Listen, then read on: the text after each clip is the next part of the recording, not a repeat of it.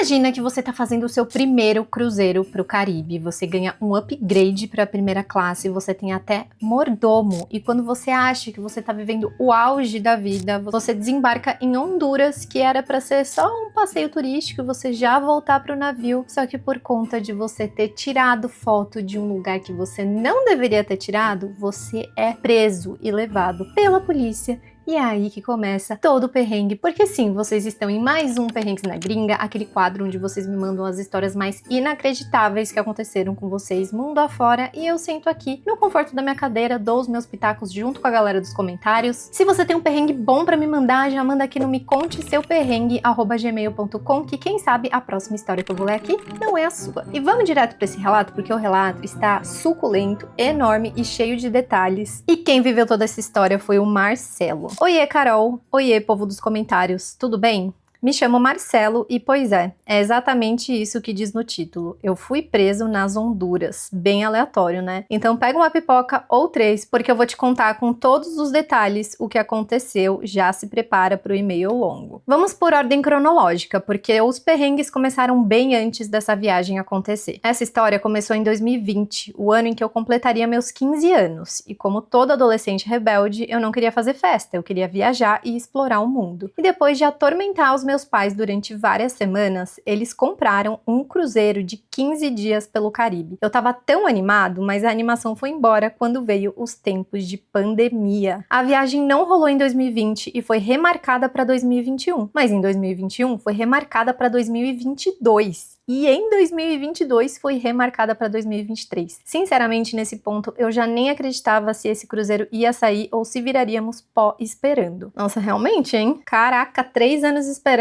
15, 16, 17, 18, você ia fazer 18 anos. Meus pais cogitaram pedir reembolso, mas a MSC Cruzeiros ofereceu um upgrade para as cabines do Yacht Club, a primeira classe da companhia, e obviamente aceitamos. Foi a melhor decisão que poderíamos tomar. Spoiler, ou não. E em 2023 finalmente deu certo, mas eu não ia fazer 15 anos, agora eu estava completando 18 anos e como o cruzeiro era all inclusive, a mente do Marcelo de 18 anos só pensava em uma coisa: drinks, drinks e mais drinks. Prioridades, né? É isso que eu pensei, eu falei, acho que com 18 anos você vai aproveitar muito mais um cruzeiro all inclusive, mas muito mais. E então tudo começou. Embarcamos para Miami no dia 14 de janeiro de 2023. Nessa data, meu pai não conseguiu ir conosco por razões de trabalho. Então éramos somente eu, minha mãe, minha irmã e meu irmão gêmeo. Ai, que legal, você tem um irmão gêmeo. E nossa, Carol, era tudo tão luxuoso. Pegamos 2 cabines da primeira classe, onde minha mãe e a minha irmã dividiam uma e eu e meu irmão dividíamos a outra. As cabines eram enormes. Tinha sala de estar, copa, closet e uma varanda gigante, além de um mordomo disponível 24 horas para realizar qualquer pedido. Um verdadeiro sonho. Caraca, mordomo! Eu já fiz um cruzeiro, mas assim, eu não tenho nem ideia de como deve ser uma primeira classe de um cruzeiro. Deve ser um sonho mesmo. O navio foi o MSC Seascape e o itinerário era bem extenso. Passava por várias ilhas do Caribe Sul. Na primeira noite, eu fiquei super enjoado e nem consegui terminar o jantar, mas logo fui me acostumando com o balanço do mar. Era estranho e na maior parte do tempo não sabia se estava bêbado ou se era apenas as ondas agitadas. Provavelmente as duas coisas. Lembro da manhã de domingo, dia seguinte, após sairmos do porto de Miami, quando pegamos a primeira tempestade. Meu Deus. Estávamos tomando café da manhã em um dos restaurantes externos à beira da piscina quando o capitão fez algum anúncio em inglês e em poucos minutos começou um vendaval enorme, carregando até as espreguiçadeiras da piscina. Foi do nada. Em um instante estávamos comendo tranquilamente e no próximo o caos se instaurou naquele deck. Nossa, da piscina, imagina a água da piscina dentro de um cruzeiro balançando por causa da água do mar de fora. É muito doido pensar isso. Eram copos e taças quebrando no chão, comida voando para todos os lados, funcionários tentando segurar as espreguiçadeiras e todo mundo correndo para entrar de volta no navio, menos a minha irmã que ficou tentando salvar o omelete que ela nem conseguiu comer. Enfim, depois nós voltamos para as cabines, trocamos a roupa encharcada e passamos o dia inteiro no cassino, gastando os dólares que ganhamos da MSC por remarcar o cruzeiro milhões de vezes. Que gostoso, hein? Assim, gostoso não, porque a viagem atrasou 3 anos, mas ai, que gostoso ganhar uns dólares, upgrade para a primeira classe. É perrengues na gringa, né? Então coisa vem por aí. A lição que aprendemos foi sempre olhar a previsão do tempo no diário de bordo antes de tomar café na beira da piscina. Depois desse perrengue, os dias seguintes foram bem tranquilos. Passamos pela República Dominicana, Porto Rico, Bahamas, nossa, só lugar maravilhoso. Diversos lugares simplesmente incríveis. Na nossa primeira parada, em Puerto Plata, República Dominicana, resolvemos comprar um chip internacional para ter internet fora do navio. Adquirimos um pacote com tão poucos gigas, né, acredito eu, que só durou umas 2 paradas, mas como as excursões já estavam compradas e tínhamos acesso à internet no navio, não demos importância para comprar outro. Péssima ideia. Nossa, que sorte que vocês tinham internet inclusa. Acho que é porque era da primeira classe, né? Porque o navio que eu fiz, a internet era caríssima, gente. Era coisa assim, tipo, 100, 200 dólares pra você usar em 7 dias. Eu acho um roubo. Porque em Honduras foi bem diferente. No 10º dia de viagem, desembarcamos na ilha de Roatán, nas Honduras. Em todos os outros destinos que paramos, compramos excursões direto com a MSC por causa da comodidade e, claro, não correr risco de perder o navio. Porém, essas excursões eram sempre mais caras, e dessa vez resolvemos comprar com alguma agência local. Sim, gente, o navio é um mundo, né? Quem ainda não teve a oportunidade de fazer um cruzeiro, é surreal, velho. Tipo, às vezes você nem lembra que você tá dentro de um navio, a não ser porque às vezes balança. Cara, tem shopping, tem cassino, tem show, tem teatro, tem milhões de restaurantes, comida até explodir, tem piscina, mas tem também essas agências, né? Porque o cruzeiro, ele vai parando em certos destinos e ele te dá um período ali, né? Tipo, a gente chegou, atracou o navio às 7 da manhã, 6 da tarde ou 7 da noite, a gente vai estar saindo. Então, se vocês quiserem curtir o destino, a cidade aqui em Vancouver tem muito. Os navios atracam aqui, normalmente os que vão pro Alasca, né? As pessoas passam, sei lá, um dia aqui, turistando por Vancouver, aí voltam pro navio. É bem normal, na verdade, é sobre isso, né? Eles vendem esses pacotes lá dentro, só que pela comodidade, gente, tipo, é muito mais fácil, né? Mas ao mesmo tempo, eles aproveitam e cobram mais caro. E assim, cidades turísticas sempre tem, né? Alguma banquinha local com alguém fazendo alguma excursão. Enfim, será que o perrengue vai começar aqui? Quando saímos do navio às 7 da manhã, muitos agentes de turismo vieram nos abordar para oferecer passeios pela ilha. Até que um tal de Juan Manuel foi super simpático e fez um preço bacana para minha família. A proposta era um city tour por toda a ilha com parada para andar a cavalo na praia e fazer snorkeling, que é aquele mergulho no mar com máscara. Como a escala do navio era longa e só iria embora às 18 horas, dava tempo de sobra para fazer tudo isso ou não. E assim começou a aventura pela ilha de Roatán. Resolvemos ir direto na praia para conseguir aproveitar bastante e juro, que coisa linda. Conseguimos ver muitos peixinhos de perto e relaxar. Na hora do almoço, o Juan nos levou num restaurante próximo ao porto e apresentou alguns pratos típicos das Honduras. E até aí estava tudo perfeito, um verdadeiro paraíso tropical, sem preocupações. Porém, de tanto caminhar, minha mãe começou a sentir muita dor nas costas e preferiu voltar ao navio.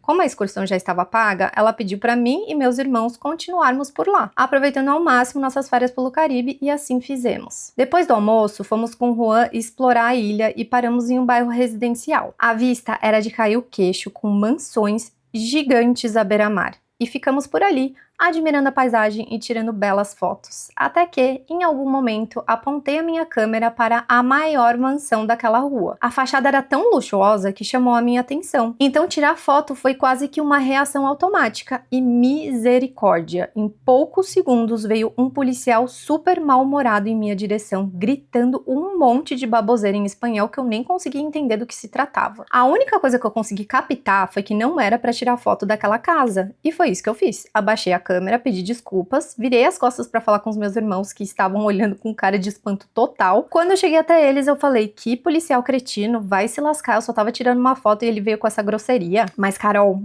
você acredita que aquele homem escutou o que eu disse? Na hora ele gritou alguma coisa, veio bufando até mim, falando que eu estava no país dele e era para ter mais respeito com uma autoridade. Não tive nenhuma reação, só fiquei em silêncio, escutando aquele sermão em espanhol, até ele pedir meu passaporte. Gente, mas por que você não pode tirar foto de uma casa?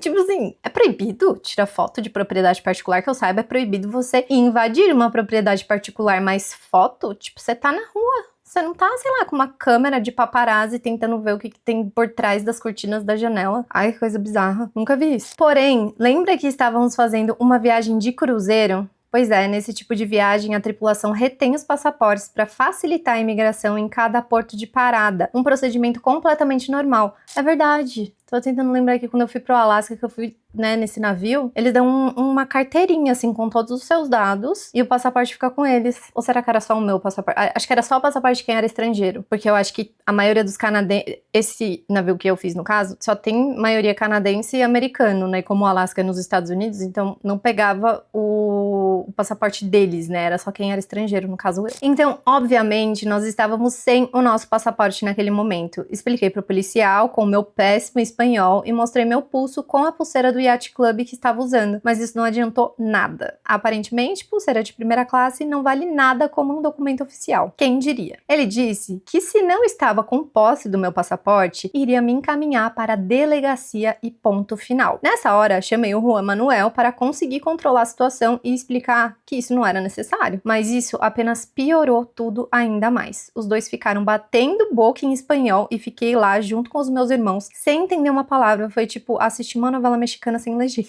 É que meu Juan Manuel é muito nome de novela mexicana. Depois de alguns minutos de discussão acalorada, o policial grita "basta" e me manda ir em direção a uma viatura. Meu pai, o que eu, turista gringo, sem passaporte, iria fazer nessa situação? Se nem Juan Manuel conseguia explicar, só abaixei a cabeça e entrei na viatura. O policial passou o endereço do Police Station para os meus irmãos e seguimos para lá. Ao chegar, olho para a fachada e vejo escrito Jefatura Departamental Polícia Nacional de Honduras. E foi nesse momento que a ficha caiu e percebi, estava sendo preso? O policial me tirou da viatura sem dizer uma palavra e me arrastou para uma sala qualquer da delegacia. Ele tomou minha bolsa, disse apenas para eu aguardar, não teve discussão e quando eu ia abrir a boca para falar, ele saiu e bateu a porta. Meu Deus, que homem horrível! Cruzes! Devo ter ficado cerca de uns 20 minutos ali, sozinho naquela sala, sem meu celular, sem saber o que ia acontecer. Daí chegou um novo policial e me perguntou o que tinha acontecido. Expliquei toda a situação e, por incrível que pareça, ele foi bem compreensível. Simpático até demais. Enquanto eu conversava com esse policial, escutei algumas vozes familiares vindo da recepção da delegacia e falei que deveriam ser os meus irmãos. Em seguida, ele saiu da sala para conferir e disse que iria conversar com eles. Pois bem, na ecobag da minha irmã estava os nossos cruise cards, que é um cartão com todas as nossas informações e o número do contato do cruzeiro. Sempre ao embarcar e desembarcar nos portos de parada, era preciso apresentar esse cartão como forma de documento, mas sempre a minha mãe cuidava dessa parte burocrática. Quando ela resolveu retornar ao navio, deu os cartões para minha irmã cuidar, mas a minha irmã nem se lembrou disso quando aquele policial cretino tinha nos abordado. Prontamente, o policial bacana, vamos chamá-lo assim, pegou os cartões e entrou em contato com a MSC, que confirmou que nós três éramos sim passageiros do cruzeiro e explicou que por isso nós estávamos sem o passaporte. Minha irmã pensou, ótimo, resolvido, já podemos ir embora? Mas quando ele desligou o telefone, disse para minha irmã a seguinte frase: se me das um prêmio, eu puedo liberá-lo agora. Um prêmio? Como assim um prêmio? Sim, Carol, ele estava sugerindo que a minha irmã pagasse uma propina para me liberar. Quando ela olhou para o relógio, já passados das 17 horas e lembrou que deveríamos estar no navio até as 18, sem questionar, ela revirou sua bolsa e encontrou uma única nota de $100 que estava ali para usarmos em caso de emergência. E isso definitivamente era uma emergência. Brother, que zoado. Que zoado.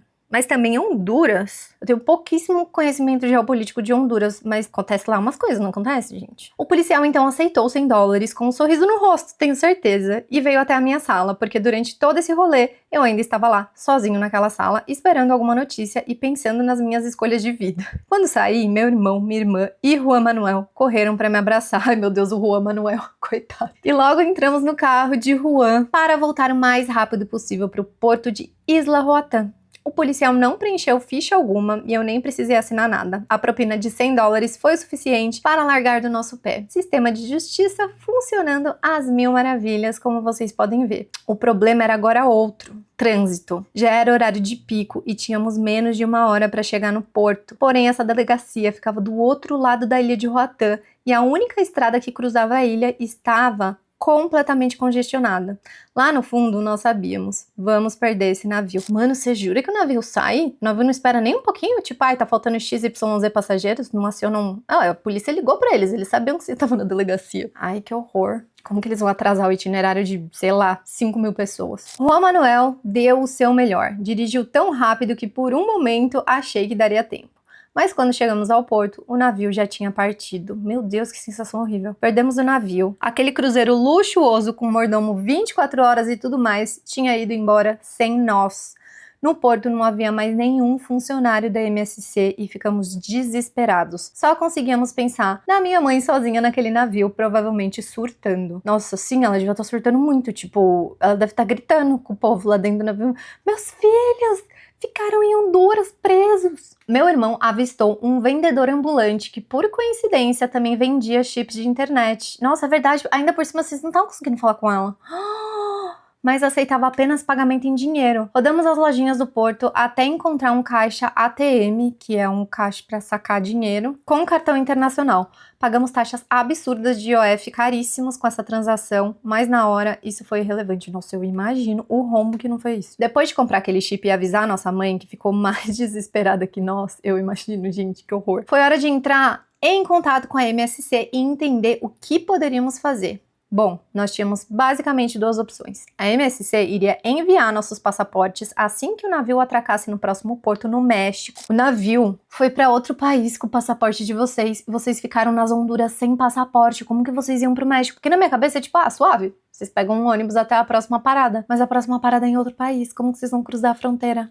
Gente, isso é perrengue de verdade? Ainda bem que você não tava sozinho. Então tá, primeira opção é a MSC iria enviar nossos passaportes assim que o navio atracasse no próximo porto, no México, um processo mais demorado. E a segunda opção é irmos até a Embaixada Brasileira para solicitar um documento de viagem de emergência, o DVET. Em ambos os casos, precisaríamos desembolsar uma passagem aérea para reencontrar o navio, pois a MSC não cobre custos decorrentes de atraso pessoal. Optamos pela segunda alternativa, pois só Deus sabe quanto tempo iria demorar nesse processo de enviar passaportes. Mas a grande questão é que não havia consulado brasileiro na ilha de Roatán. Claro que não tinha, né? Seria fácil demais. Em nossas pesquisas, descobrimos que o consulado mais próximo ficava na Tegucigalpa, capital de Honduras. Nossa, eu não sabia que essa era a capital de Honduras. O jeito mais fácil de chegar até lá era de avião, em um voo direto da ilha para a capital. Porém, estávamos sem os nossos passaportes, lembra? Esse detalhe só nos assombrava. Pois é. E foi aí que o Juan Manuel foi o nosso anjo da guarda. Gente, o Juan Manuel tava com vocês ainda? Ó, tá vendo? Se fosse um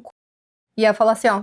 Fiquem aí com seus problemas, já deu meu horário, tchau. Gente boa esse cara, hein? Ele entrou em contato com um amigo que oferecia passeios de barcos e ele nos levaria até a cidade mais próxima no continente, La Ceiba. No mesmo instante, pegamos o barco e partimos para lá, onde poderíamos pegar um ônibus para a capital, Tegucigalpa. O caminho até La Ceiba foi tranquilo, com aquela vista linda do Mar do Caribe durante o pôr do sol, mas a essa altura do campeonato, meu filho, eu não ia nem estar mais enxergando mar azul, já ia estar me dando dor de cabeça. Ao chegar na cidade, nos despedimos dos nossos amigos caribenhos, Juan Manuel, você é uma lenda, e seguimos rumo ao hotel mais próximo, pois precisaríamos passar a noite por lá para pegar um ônibus pela manhã. O hotel era básico e sem mordomias, bem diferente de todo aquele luxo da primeira classe que estávamos acostumados no cruzeiro, mas apesar de todo o estresse do dia, havia um grande sentimento de gratidão, porque no fundo sabíamos que a nossa situação poderia ser pior. No dia seguinte, fomos até o terminal de ônibus e compramos nossas passagens para a capital. E para nossa surpresa, não foi necessário apresentar passaporte. Tegucigalpa fica a cerca de 6 horas de La Ceiba, então foi uma viagem um pouco cansativa. Minha mãe já estava ciente de tudo e ficou com o coração mais calmo, orando para dar tudo certo. Gente, coitada dessa mãe. Ao chegar em Tegucigalpa, durante a tarde nós estávamos suados com a roupa do dia anterior e completamente perdidos. Pegamos um táxi até o consulado brasileiro e graças a Deus deu tudo certo. Minha família tem um drive com todos os documentos escaneados aí, ó. Já fica a dica, tá? Perrengues na gringa com soluções já dentro do perrengue. Tem um drive sempre com os documentos de vocês, gente. Sempre. No celular. Eu tenho no meu celular. Tipo, eu armazeno lá nos files, sabe? Nos documentos. Então foi super tranquilo para provar que éramos realmente brasileiros. O processo de emissão do DVET, documento de viagem de emergência, foi simples, mas ficaria pronto em apenas 1 a 3 dias úteis. Nossa, sabe o que eu tô pensando na minha cabeça? Que vocês estão perdendo os luxos do navio. Tipo, tá no final da viagem, vocês perderam 3 dias. Então pegamos um quarto de hotel, compramos roupas novas e, por incrível que pareça, saímos para turistar por Tegucigalpa. Já tínhamos passado por tanto perrengue que ficar dentro do hotel não iria adiantar nada. Se não puder vencer o caos, abrace o caos. Tivemos muita sorte, pois o DVET ficou pronto no dia seguinte. Menos mal. Nesse momento, o navio já havia passado pela Costa Maia. Ai, não acredito que vocês perderam a Costa Maia. E seguiria rumo a Cozumel. Entramos no Google Flights e compramos um voo caríssimo para Cancún, partindo nesse mesmo dia. Escolhemos ir para Cancún porque um voo direto para Cozumel sairia bem mais caro e já gastamos uma pequena fortuna. Então, era melhor pagar um transfer depois. E foi isso que fizemos. Chegamos no México durante a tarde e conseguimos embarcar no cruzeiro antes de partir para o próximo destino, Ilhas Caimã. Brother, que naviozinho, hein? Quanto custa um navio desse? Vocês só foram, tipo, pros lugares mais irados. Eu não conheço nenhum desses lugares, tipo, tirando Cancún. Muito incrível. Foi uma correria que nem consigo explicar, mas ficamos aliviados porque no final deu tudo certo. Passei os últimos dias de viagem no spa pra acalmar meus nervos, muito necessários, e quando desembarcamos novamente em Miami, eu não acreditava em tudo que eu havia vivido nessa trip. Foi o melhor aniversário da minha vida. Enfim, esse foi o meu longo perrengue na gringa. Espero que tenha rendido entretenimento, porque a viagem foi uma doideira completa. Muito obrigado, Diva, por ler meu relato, observação. Espero nunca mais pisar nas Honduras, sério mesmo. Eu não quero ir pras Honduras por causa do seu relato. Eu não piso nas Honduras mais, tá? Gente, eu tô passada. Isso aqui é perrengue. Esse aqui tá nos tops, vai? Vamos combinar? Tudo por causa... E eu faço meus vlogs, meus vídeos com o Léo agora, que eu tenho um canal de vlogs. Se vocês não são inscritos, se inscrevam. A gente vive filmando a cara das pessoas e filmando as coisas à nossa volta. A gente já até deu uma melhorada nisso, porque não é de bom tom, né? Você ficar filmando pessoas aleatórias. A gente sempre tomou muito cuidado em filmar criança, né? Isso já é uma regra no nosso canal. Mas, gente, quando que você vai saber que apontar um celular pra um lugar, uma casa, que já chama a atenção por si só, é proibido, é digno de ir para a cadeia? Assim, no fundo, eu acho que existe uma máfia ali, tá? E aí eu tô falando por mim, não tem comprovação, é mais um feeling meu. Isso aí deve ser uma máfia, sabe? Assim, tipo, ai, como que a gente pode tirar dinheiro desses turistas? Não fui com a cara dele, vou implicar com ele, vou levar ele pra delegacia e no final das contas, às vezes o outro policial dividiu a propina, né? Que é propina que fala, né? A chantagem? Gente, como é que chama isso? É propina? É que propina é gorjeta em espanhol também, né? Coisa confusa. Enfim, eu acho que é isso. Tirar dinheiro de turista pra garantir, né? Sei lá, a cervejinha do final de semana. Essa é a minha opinião. Deixem a opinião aqui de vocês nos comentários. Fiquei passada com essa história, mas se eu pudesse colocar um highlight aqui e dar um prêmio, é pro Juan Manuel, né, gente? Vamos combinar? O nosso astro da novela mexicana foi um herói, um lorde. Eu espero que você tenha mantido contato com ele, viu, Marcelo? Porque essas pessoas são as poucas e boas que existem. Mas tudo bem, né? Você nunca mais vai voltar pras Honduras, então fica aí só nas redes sociais, acompanhando a vida dele. Se você quiser comentar aqui embaixo, inclusive, quem quiser tentar a sorte e ir pra Honduras, já ter um guia turístico aí de confiança que já ajudou aí uma família brasileira, eu acho legal a gente divulgar. Sempre que eu tenho pessoas que eu conheço que vão pro Egito, eu indico o guia turístico que me acompanhou lá, porque o cara foi sensacional, assim. Então é legal às vezes ter essas indicações, sabe? Então se você se sente à vontade, comenta aí embaixo pra divulgar Juan Manuel nos comentários, tá bom? Então é isso, gente. Eu espero que vocês tenham gostado de mais esse perrengue. Ele foi bem completo, hein? Eu curti muito, então não esqueçam de deixar o seu like, um comentário, se inscrever no canal e aguardar o próximo perrengues, porque eu já vou gravar ele hoje, tá? Então se eu tiver com a mesma roupa no próximo vídeo, é por conta disso, tá bom? Um beijo e até a próxima.